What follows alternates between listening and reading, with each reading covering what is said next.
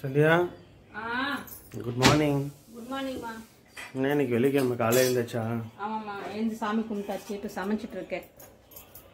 Tea குடிக்கலாமா? இது வந்து பார்த்தீங்கன்னா மார்னிங் பிரேக்ஃபாஸ்ட்டுக்கு ஆப்பத்துக்கு வச்சிருக்கேன். ஏன்னா இன்னைக்கு சாமிக்கு தேங்காய் உடைச்சிருக்கோம்ல, அது பால் எடுத்துட்டு ஆப்பம் சாப்பிடலாம்.